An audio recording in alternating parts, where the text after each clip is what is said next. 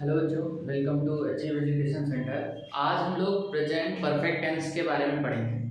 अभी तक हम लोगों ने जो सिंपल प्रेजेंट टेंस पढ़ लिया, सिंपल पास्ट टेंस पढ़ लिया, सिंपल फ्यूचर टेंस पढ़ लिया और पास्ट कॉन्टिन्यूस, प्रेजेंट कॉन्टिन्यूस और फ्यूचर कॉन्टिन्यूस पढ़ लिया। अब हम परफेक्ट टेंस के आगे बढ़ेंगे। तो परफेक्ट टेंस में सबसे पहला जो पार्ट होता है वो होता है present perfect tense. Present perfect tense के बारे में हम पढ़ेंगे। प्रेजेंट परफेक्ट टेंस, जिसे हम हिंदी में बोलते हैं पूर्ण वर्तमान काल।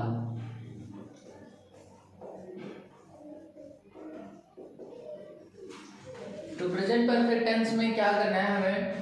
सबसे पहले इसकी हेल्पिंग वर्ब जान लेंगे। हेल्पिंग वर्ब क्या लगेगा भाई? हैज और हैव लगेगा। हैज जो होगा वो सिंगुलर के साथ लगेगा हैज, और जो हैव होगा वो किसके साथ लगेगा? या प्लूरल के साथ लगेगा। हैज और कहाँ लगेगा? कौन से प्रोनाउन के साथ हैज लगाना है आपको? तो अगर मैं आपसे बात करता हूं ही, शी और इट, इन तीनों के साथ आपको हैज लगाना है। बाकी आई, वी, दे और यू, इन तीनों के साथ, इन चारों के साथ आपको हैव का यूज करना है।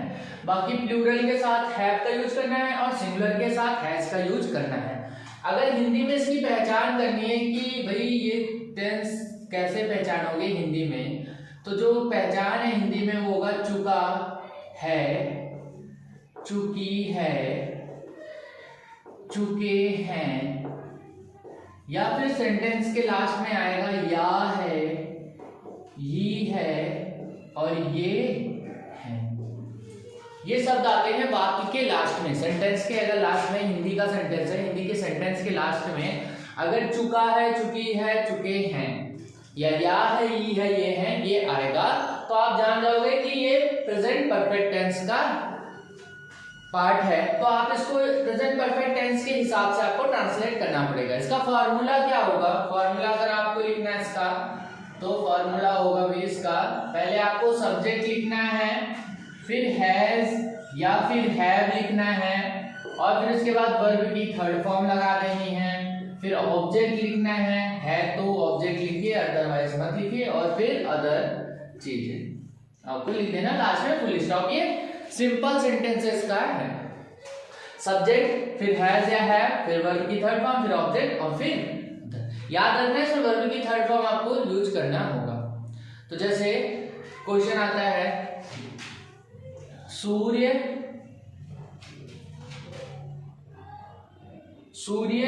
अस्त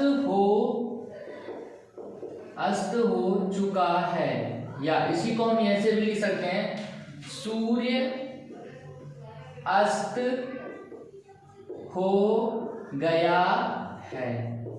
तो अगर हमें इसे लिखना है तो अस्त होना को हम बोलते हैं सेट। तो इसको पहले सूर्य के बारे में, सब्जेक्ट कौन है हमारा? सूर्य है यानी सन। तो सन के बारे में लिखेंगे, सन है एक स्टार, प्लैनेट, इन सब के आगे जब भी आप इसको लिखते हो तो सबसे पहले आपको द का यूज करना होता है। तो पहले लिखोगे द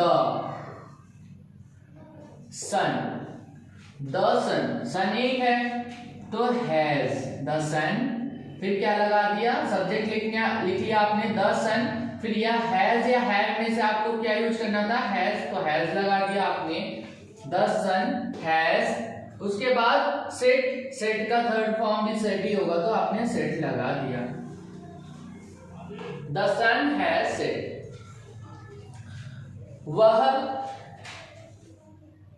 यहां लिख देता हूं, वह स्कूल गया है, या इसी को लिख सकते हैं वह स्कूल जा चुका है। वह को क्या बोलेंगे? ही, क्योंकि लड़का है, गया है, या है तो मतलब लड़का है। अगर यही बोलते कि वह स्कूल गई है तो लड़की होता तो यहाँ सी का यूज करते, पर यहाँ पे तो भाई लड़का है तो ही का यूज करेंगे। ही के साथ क्या लगाना है आपको? ही, शी के साथ हैज लगाना है। ही हैज जाना को बोलते हैं गो की थर्ड फॉर्म गो, वेंट, गॉन, तो गॉन लगाओ। he has gone to school।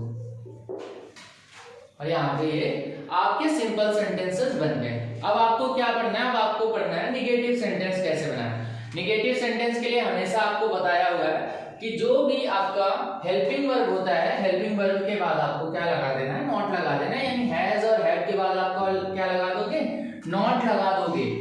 तो इसका जो फार्मूला बनेगा वो कैसे बनेगा, पहले आपको लिखना पड़ेगा सब्जेक्ट, सब्जेक्ट के बाद हैज या हैव, और फिर आपको नॉट लगा देना है, और फिर वर्ब की थर्ड फॉर्म, और फिर ऑब्जेक्ट, और फिर अदर चीजें जो भी होंगी वो आप लगा दोगे। तो जैसे आप इसको लिखते हो, तो जैसे आपने सेंटेंस लिया, वह खाना नहीं खा चुका है, या इसी को लिख सकते, वह खाना नहीं खाया है। तो वह मतलब ही के साथ क्या लग गया, has, he has not eaten, eat का third form eaten, he has not eaten, खाना खाना। तो एक तो खाना जो क्रिया है, जो वर्ब है, उसका आपने लिख दिया eat, ate, eaten, third form eaten लिख दिया, और दूसरा खाना है, खाना जो नाउन है उसको आप क्या लिखोगे, eaten food, he has not eaten food। अगला, अब आपको क्या करना है, ये ऐसे ही आपको निगेटिव सेंटेंसेस बनाने हैं, सिर्फ हैज और हैव के बाद नॉट लगा देना है, बस सिर्फ इतना सिंपल है। इसके बाद अब आपके इंट्रोगेटिव सेंटेंसेस आते हैं। इंट्रोगेटिव सेंटेंसेस दो टाइप के होते हैं, आपको बताया, सिंगल इंट्रोगेटिव और डबल इंट्रोगेटिव। इसको आपको प्रीवियस वीडियोस में अच्छे से सारी चीजें समझाई गई हैं।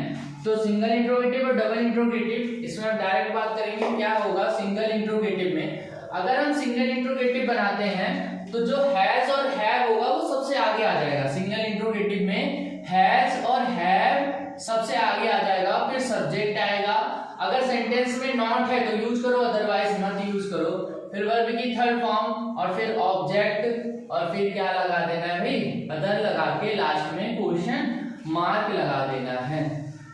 तो ये सिंगल इंट्रोगेटिव है। और अगर यहीं पे आपको डबल इंट्रोगेटिव का यूज करना है, डबल इंट्रोगेटिव का मतलब क्या होता है, जो सेंटेंस में क्या, कब, कैसे बीच में आ जाए, कि वो कब खाना खा चुका है, वो कैसे खा चुका है, वह कैसे गांव जा चुका है, ये सारे सेंटेंसेस आते हैं। तो आपको क्या करना है, ऐसे सेंटेंसेस को हम डबल इंट्रोगेटिव सेंटेंसेस बोलते हैं। तो इसमें जो क्या, कब, कैसे, ये सारे वर्ड होते हैं वो WH वर्ड बोले जाते हैं।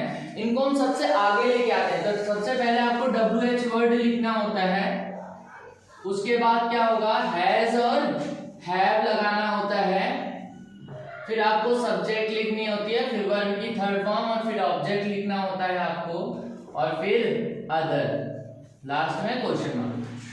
अब हम इसके एक एक सेंटेंस को ट्रांसलेट करते हैं। जैसे क्या मैं खाना खा चुका हूं, मैं कब खाना खा चुका हूं। क्या मैं खाना खा चुका हूं में क्या शब्द सबसे पहले आया है, क्या शब्द अगर सबसे पहले आया है तो यही पहचान होगा कि ये इसका सिंगल इंट्रोगेटिव है, और इसमें कब बीच में आया था, डबल इंट्रोगेटिव सेंटेंसेस है। तो सिंगल इंट्रोगेटिव सेंटेंस के हिसाब से चलेंगे तो इसमें पहले तो सब्जेक्ट ढूंढो। सब्जेक्ट क्या है, मैं मतलब आई के साथ आपको क्या लगाना है, हैज लगाना है, हैव लगाना है। आई के साथ हमें क्या लगाना होगा, हैव लगाना होगा। तो सबसे पहले हमें क्या लिखना पड़ेगा, हैव, फिर सब्जेक्ट लिखना है आई, हैव आई ईटेन, फिर क्या लगा देना है, फूड, और लास्ट में क्वेश्चन मार्क। मैं कब खाना खा चुका हूं, मैं कब खाना खा चुका हूं, कब को क्या बोलते हैं भाई, व्हेन बोलते हैं। तो सबसे पहले WH वर्ड आया, क्योंकि ये डबल इंट्रोगेटिव है तो सबसे पहले क्या आएगा, WH वर्ड। तो व्हेन लगा दो सबसे पहले, कब को क्या बोलेंगे, व्हेन।